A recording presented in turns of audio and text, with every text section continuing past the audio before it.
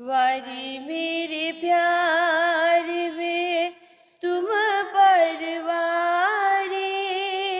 वारी मेरे प्यार में तुम परवारी, वारी मेरे प्यारे, वारी मेरे प्यारे में तुम परवारी, वारी मेरे प्यारी। टोका टोक कर डारो यातना, टोका टोक कर डारो यातना, ऊपर कुंजा, ऊपर कुंजा भी हरि मेरे प्यारे, वारी मेरे प्यारी में तुम परवारी, वारी मेरे प्यारे, वारी मेरे प्यारी में तुम परवारी, वारी मेरे प्यारे। सुंदर स्वरूपा श्यामा श्यामाजी को, सुंदर स्वरूपा श्यामा श्यामाजी को, फिर जाऊं बली, फिर जाऊं बली हरि मेरे प्यारे, वारी मेरे प्यारे में तुम परवारी, वारी मेरे प्यारे, वारी मेरे प्यारी में तुम परवारी, वारी मेरे प्यारे। इन दो स्वरूपों दया करी, इन दो स्वरूपों दया करी, मुझ पर नजर,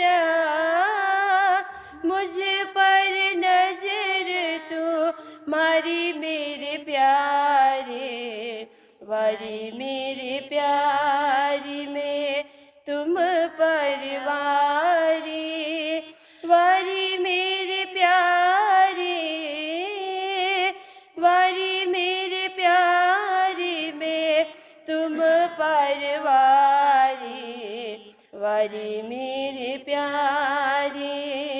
इन जहराजी में से कोई नानिस क्या, इन जहराजी में से कोई नानिस क्या, अमल चढ़ाया, अमल चढ़ाया अति भारी मेरे प्यारे, वारी मेरे प्यारे में तुम परवारी, वारी मेरे प्यारे, वारी मेरे प्यारे में तुम परवारी, वारी मेरे प्यारे। मुझ देखते सैयल मेरी, मुझ देखते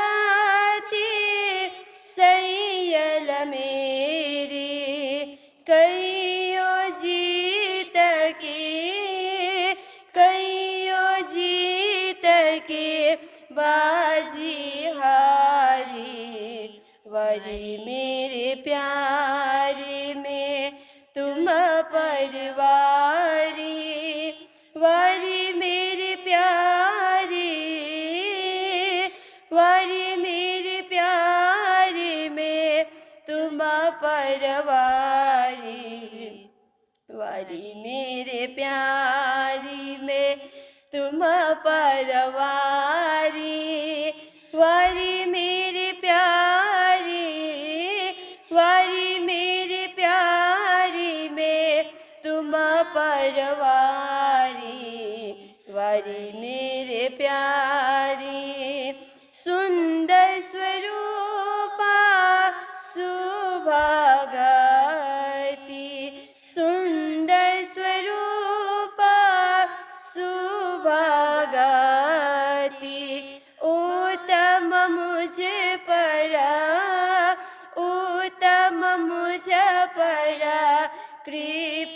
तुम्हारी, वारी मेरे प्यारी में तुम परवारी,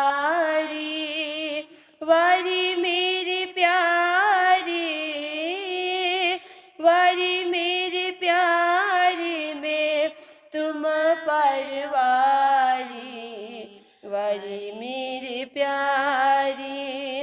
कोट वीरा ललित कुर्बानी, कोट वीरा ललित कुर्बानी, मेरे धन कायमा, मेरे धन कायमा सुखकारी,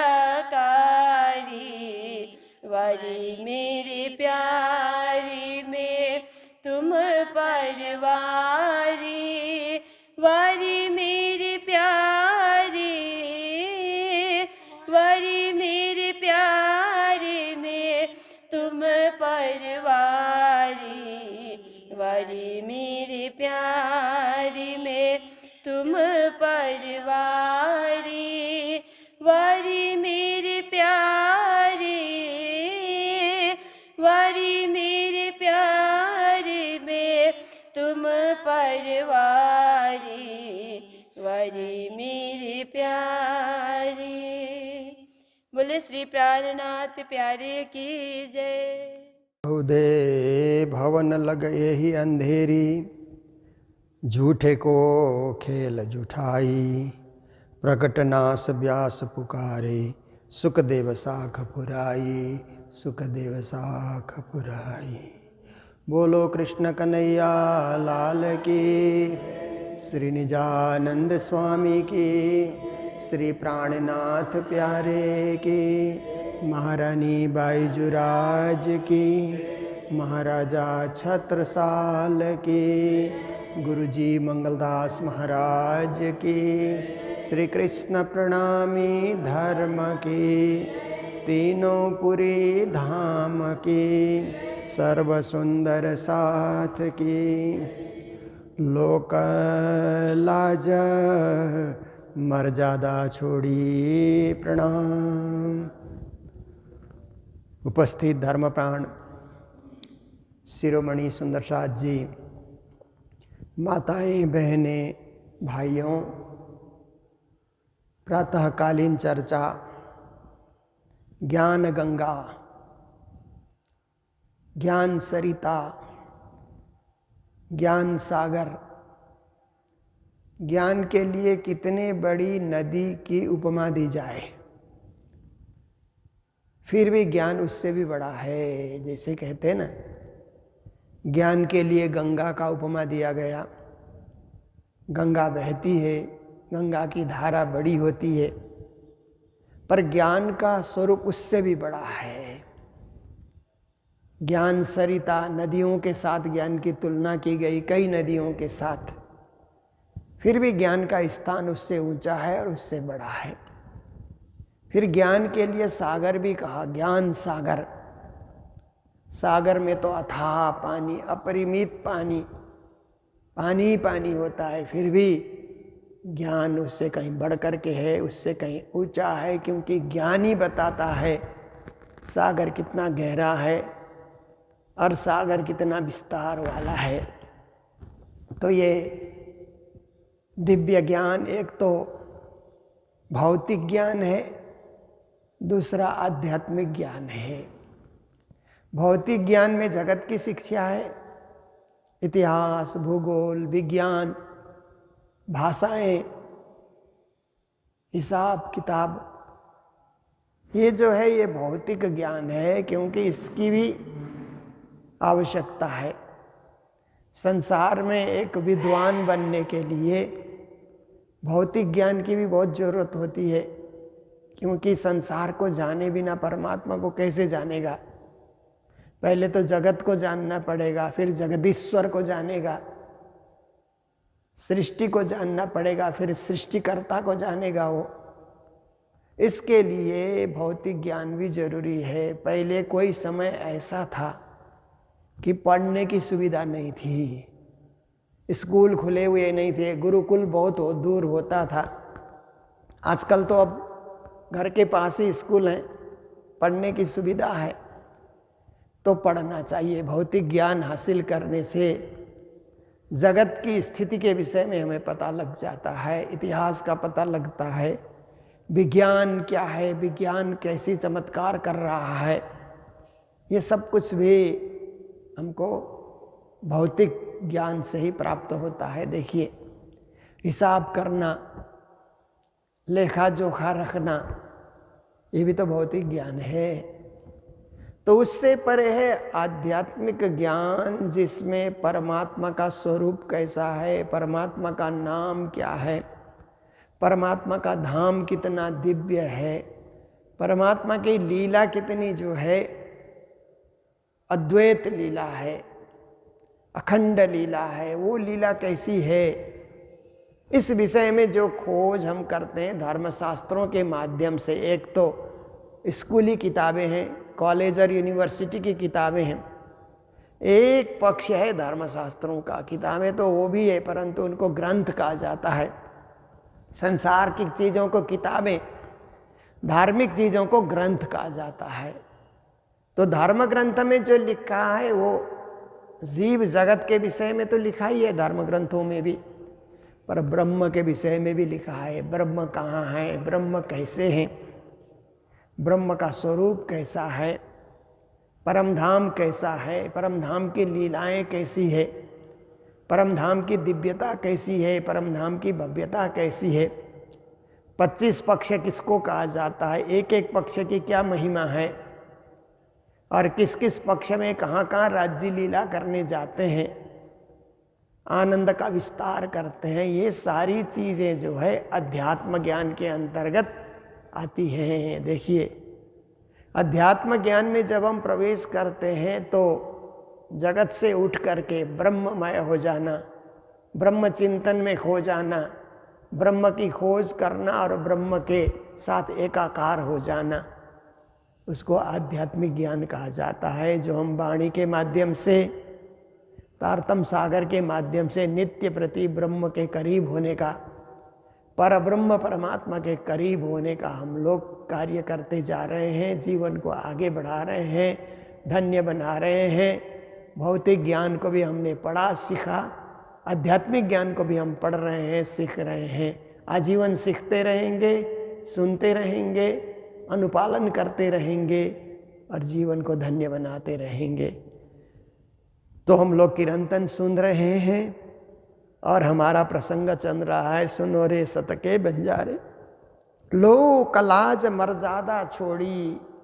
श्री जी महाराज चिंतामणि को, कबीर संप्रदाय के संत को लक्ष्य करते हुए ये चौपाइयों में बता रहे हैं कि लोक लाज और मर्यादा को छोड़ना होगा, क्योंकि भक्ति के पथ पे आप आगे बढ़ रहे हैं तो लोक लाज बचाते रहोगे तो भक्ति नहीं होगी। भक्ति करने के लिए लोक लाज छोड़ना ही पड़ेगा। जैसे आप देखिए कि मीरा लोक लाज का पालन करती, तो वो तो रानी थी, राजघराने में मीरा का विवाह हुआ, तो मैं एक रानी हूं, इसलिए मैं दरबार से बाहर नहीं जा सकती, ऐसा मीरा सोचती तो इतने पदों की रचना कहाँ करती। आज मीरा अमर हो गई। पग घूंघर बांध मीरा नाची रे, मीरा ने तो दरबार के सुख को छोड़ दिया, पाँव में घूंघर बांध करके कृष्ण भक्ति में नाचने लगी, गाने लगी। सड़कों पे, गलियों में, महलों में अकेले जाना, नाचना, कृष्ण भक्ति के पद गाना, पद रचना करना। तो देखिए, लोक लाज का पालन करती ना, मैं महारानी हूँ, तो कुछ भी नहीं हो पाता। ऐसी कई महारानियाँ भारत के इतिहास में हो गई हैं। कौन किसको याद करता है?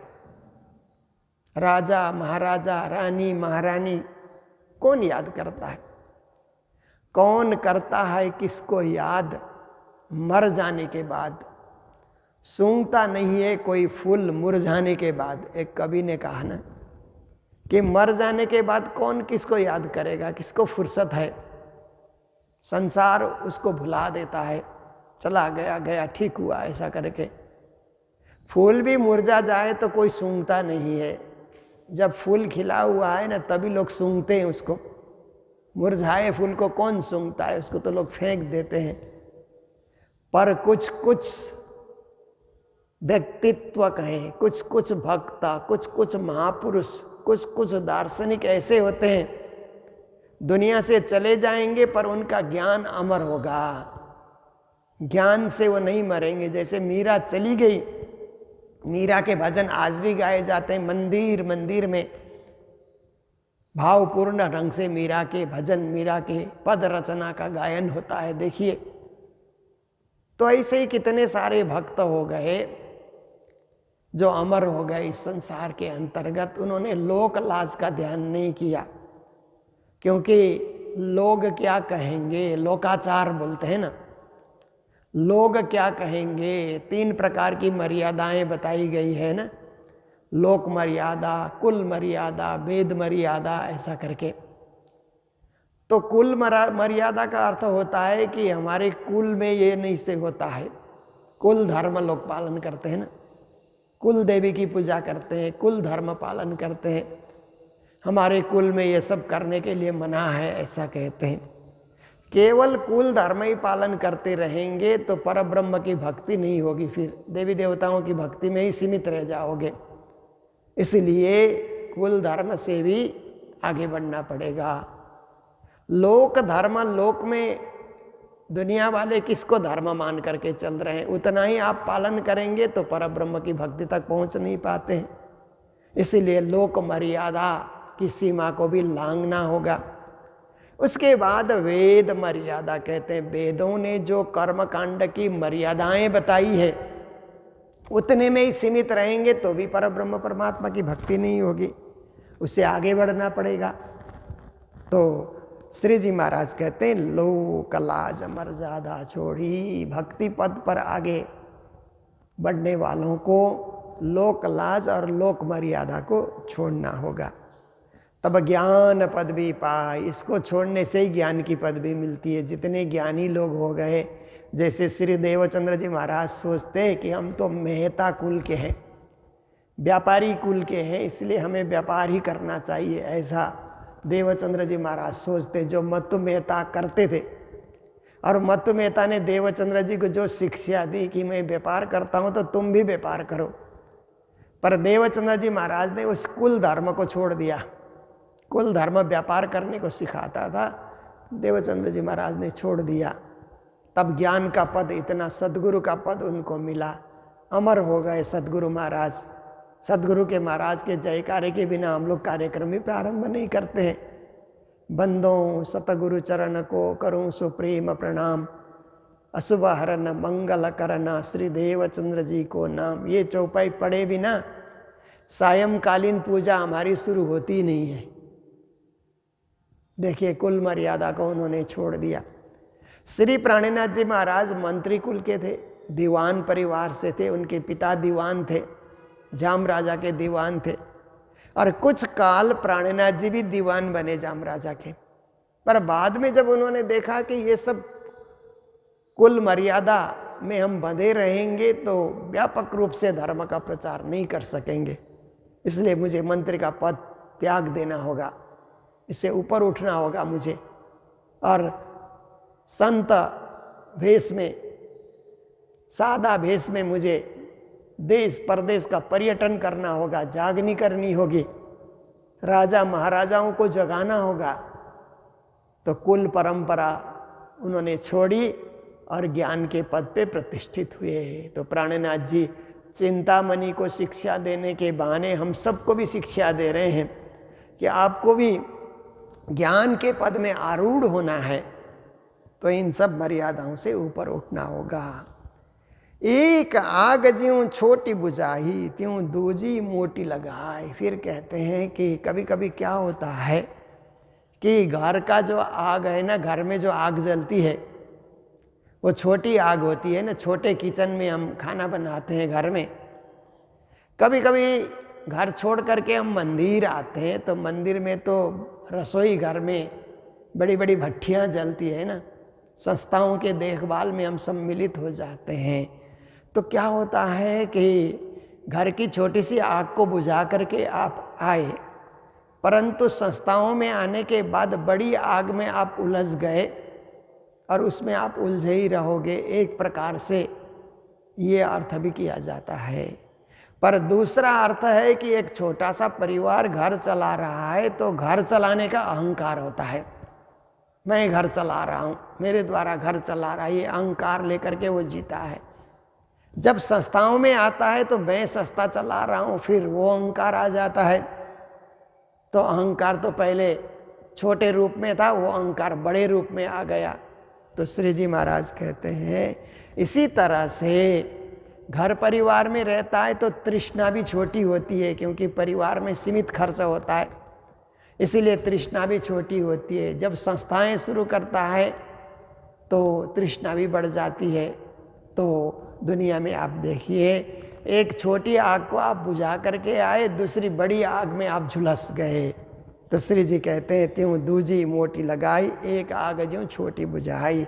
इसलिए अहंकार को त्यागना, तृष्णा को त्यागना, और क्या है, क्रोध को त्यागना, लोभ को त्यागना, द्वेष को त्यागना, ये बहुत जरूरी है। क्योंकि घर से आए परंतु हम मंदिरों में रहते हुए भी ये क्रोध, लोभ, अहंकार, द्वेष, छल, कपट हमारे साथ चल रहे हैं, तो बड़ी आग में हम खुद ही झुलस रहे हैं। क्योंकि क्रोध क्या है कि आप देखिए कि क्रोध को कभी आप निकाल दो ना, तो कभी कभी पाँव में कांटा गड़ जाता है ना।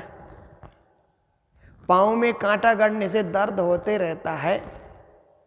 पाँव के गड़े हुए कांटे को निकालो तो कैसे आराम मिलता है ना चलने में। ऐसे ही क्रोध को निकाल देने से भी जीवन जीने में आराम मिलता है।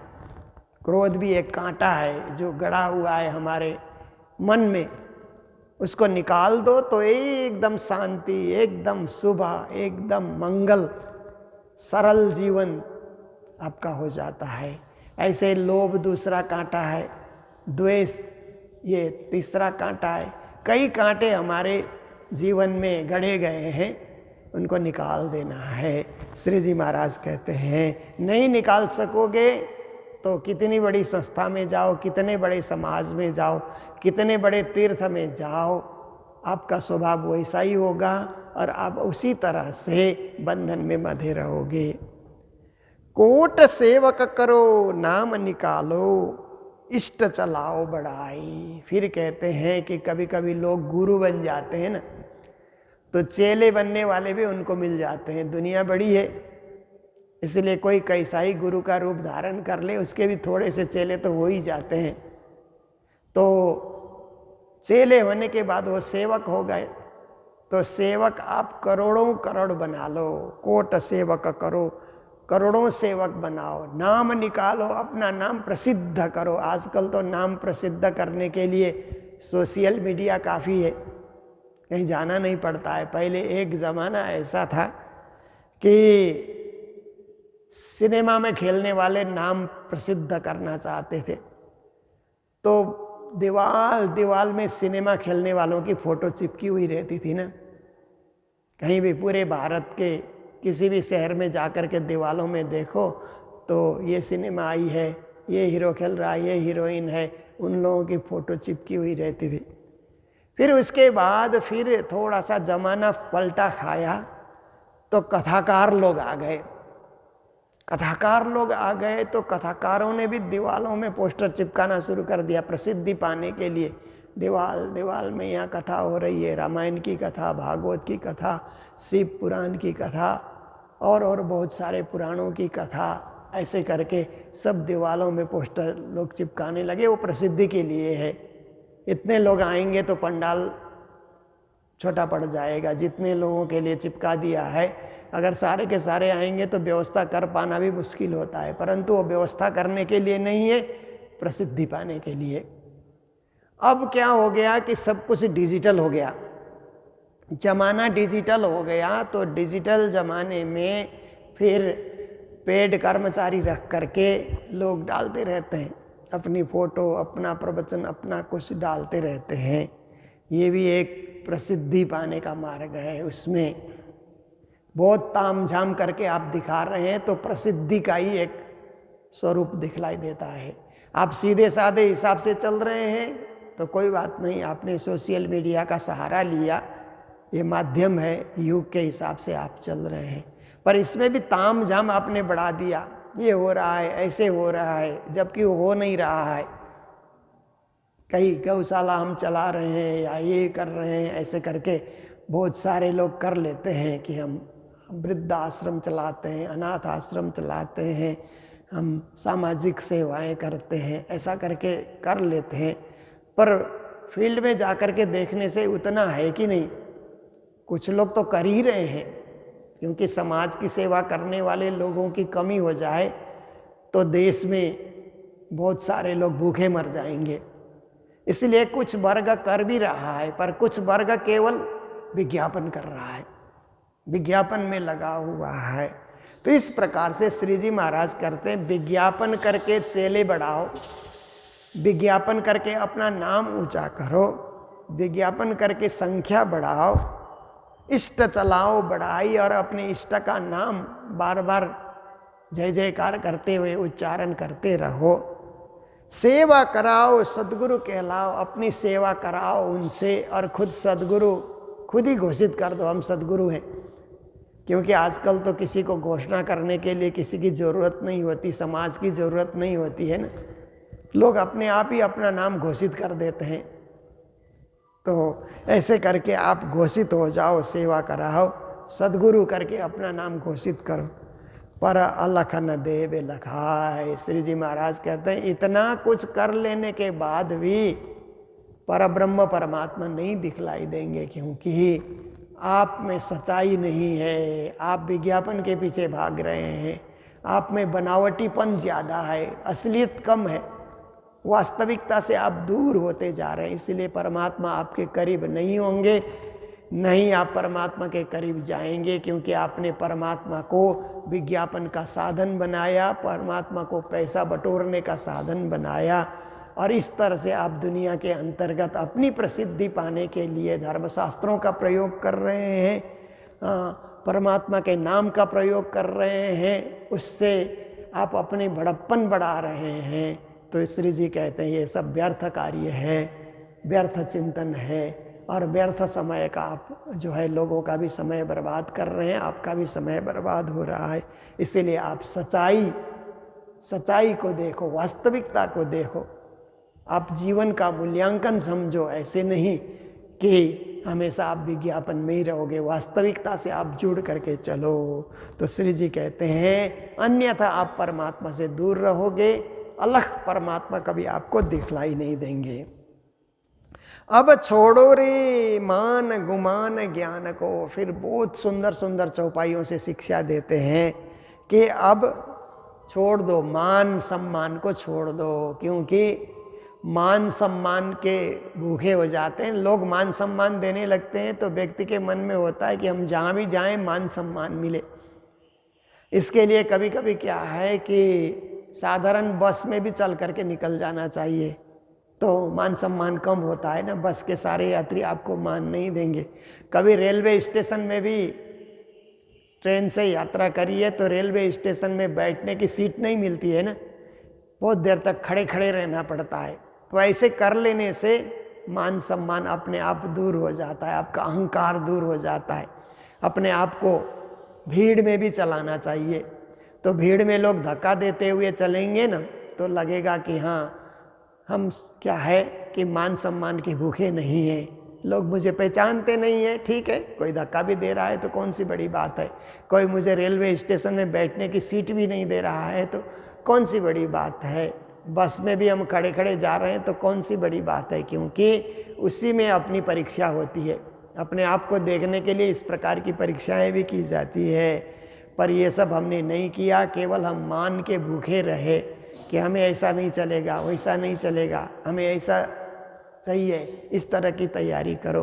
तो मान सम्मान के पीछे पड़ना, गुमान अभिमान करना, फिर मान के साथ अभिमान भी आ जाता है ना। तो अभिमान आने के बाद तो और व्यक्ति क्या है कि पागल हो जाता है। अभिमानी व्यक्ति तो एकदम पागलपन दिखाते हैं, होना ही चाहिए, होना ही चाहिए, क्यों नहीं होगा, करना ही पड़ेगा। ऐसा करके वो लोग क्या है कि अपने अभिमान का प्रदर्शन करते हैं। श्री जी कहते हैं छोड़ो, ये मान की भूख को भी त्याग दो और अभिमान को भी छोड़ो, और हम ज्ञानी हैं ऐसा करके ज्ञान को लेकर के बड़प्पन में आ जाना कि हम बड़े हैं, हम ज्ञानी हैं, हम विद्वान हैं, ऐसा करके अपने आप को बड़ा समझना। लोग बड़ा समझे वो बड़ी बात है, पर खुद ही अपने आप को बड़ा समझ रहा है, अहंकार कर रहा है, तो श्री जी कहते हैं ये सब आपके दोष हैं, इन दोषों से मुक्त होना जरूरी है, जो चिंतामणि को लक्ष्य करके कह रहे हैं। परंतु हम सबको भी इसमें बहुत कुछ ज्ञान मिलता है। हम जितने भी धर्म प्रचारक हैं, धर्म गुरु हैं, कथाकार हैं, सबको भी श्री जी महाराज इन चौपाइयों के माध्यम से बहुत कुछ शिक्षा दे रहे हैं, बहुत कुछ संभल कर चलने के लिए मार्ग निर्देश कर रहे हैं। यही खाड़ बड़ी भाई कहते हैं, ये एक खड्डा है। अभिमान करना, मान चाहना, ज्ञान के गुमान में रहना, ये बहुत बड़ा एक खड्डा है। एक बार खड्डे में गिर गए ना, निकल नहीं पाओगे, क्योंकि ऐसा खड्डा है अंधेरा कि वहीं पड़े पड़े सड़ जाओगे। ऐसा एक खाड़ है, इसलिए इसको छोड़ने के लिए, इस खाई में से निकलने के लिए आप प्रयास करो। एक डारी त्यों दूजी भी डारो, आपने घर गृहस्थ का त्याग कर दिया, छोटा सा त्याग हुआ, पर मान अभिमान को भी त्यागो तो बड़ा त्याग होता है। घर छोड़ना बड़ी बात नहीं है, कोई समस्या आ जाए तो घर छोड़ने के लिए तैयार होता है, पर अहंकार छोड़ना, अभिमान छोड़ना, द्वेष छोड़ना, लोभ छोड़ना, क्रोध छोड़ना, ये दुष्कर कार्य होता है। इसको छोड़ना जरूरी है। इसको छोड़ देंगे तो घर छोड़ना भी नहीं पड़ेगा, घर ही हमारा मंदिर बन जाएगा। घर बैठे बैठे, जैसे कहते हैं ना, श्री प्राणनाथ के दीन में जिनको है परतीत, सो घर तज बन क्यों जा वहीं घर ही में होए अतीत। कहते हैं प्राणनाथ जी के धर्म में जिसको पूर्ण विश्वास है, वो घर छोड़ करके बन नहीं जाता, घर में ही अतीत हो जाता है। तो ऐसा दिव्य ज्ञान प्राणनाथ जी महाराज प्रदान कर रहे हैं, और कहते हैं कि एक डारी त्यों दूजी भी डारो, मान अभिमान को भी त्याग दो, घर छोड़ने की भांति जलाए देव चतुराई, इन सब चीज़ को जला दो, भस्म करो, क्योंकि जलाने से कुछ अस्तित्व नहीं रहता है ना। जैसे आदमी मरता है तो शरीर को जला दिया जाता है, राख में बदल जाता है, उसका अस्तित्व नहीं रहेगा। कहीं समाधि बना देंगे तो फिर भी अस्तित्व बचा रहेगा ना, अंदर से तो सड़ जाएगा, मिट्टी में मिल जाएगा, पर बाहर एक जो है ना उसकी समाधि बनी रहेगी, तो फिर भी उसका कहीं ना कहीं अस्तित्व बचता है। राख बना देने से तो कोई अस्तित्व बचेगा ही नहीं। श्री जी महाराज कहते हैं मान अभिमान को राख बना दो, जला दो, भस्म कर दो उसको, उसका अस्तित्व खत्म कर दो, क्योंकि ये रखे रहोगे तो जीवन में कभी प्रगति नहीं कर पाओगे, कभी ब्रह्म ज्ञान से अवगत नहीं हो पाओगे, ब्रह्म तत्व बोध नहीं होगा, और ब्रह्म के चरणारविंद में जाने का आपको अवसर नहीं मिलेगा। इसलिए आप चतुराई के साथ इन चीज़ों को छोड़ दो, त्याग दो, इन चीज़ों से निवृत्त होने के लिए प्रयास करो। ये शिक्षा श्री जी महाराज दे रहे हैं, और श्री जी की शिक्षा तो पूरे जगत के लिए है, पूरे विश्व मानव के लिए है। संबोधन किसी को भी किया हो, वो उसके माध्यम से सारे विश्व के लोगों को सही मार्ग निर्देश श्री जी महाराज कर रहे हैं, और हम लोगों को भी उस मार्ग निर्देश का अनुसरण करके, अनुपालन करके जीवन को धन्य बनाना चाहिए, सुखद बनाना चाहिए, आनंदप्रद बनाना चाहिए। ये आज की चर्चा का सार है। प्रकरण तो चल ही रहा है, पर आज का समय हमारा होने आ रहा है, इसलिए हम लोग चर्चा को यही विराम दे रहे हैं। और आज के दिन हमारे मंगलधाम में जो राजभोग और भंडारे की सेवा आई है, मुंबई निवासी श्री कैलाश चंद्र अग्रवाल जी और शारदा देवी अग्रवाल के ज्येष्ठ सुपुत्र संजय अग्रवाल और पुत्र वधू सविता जी, और उनके पुत्र प्रणय और निपुण सपरिवार की ओर से आज के दिन यहाँ पर भंडारे की सेवा है। तो परिवार को बहुत बहुत बधाई, मंगल कामनाएं। आप लोग सदा सदा गुरु जी मंगलदास की कृपा से आगे बढ़ते रहें, जीवन को उज्जवल बनाएं, परम उज्जवल बनाएं, यही मंगल कामना प्रकट करते हुए, चौपाई दोहराते हुए आज के प्रसंग को विराम दे रहे हैं। बोलो सतगुरु महाराज की, श्री प्राणनाथ प्यारे की, सर्व सुंदर साथ की। अब छोड़ो रे मान गुमान ज्ञान को,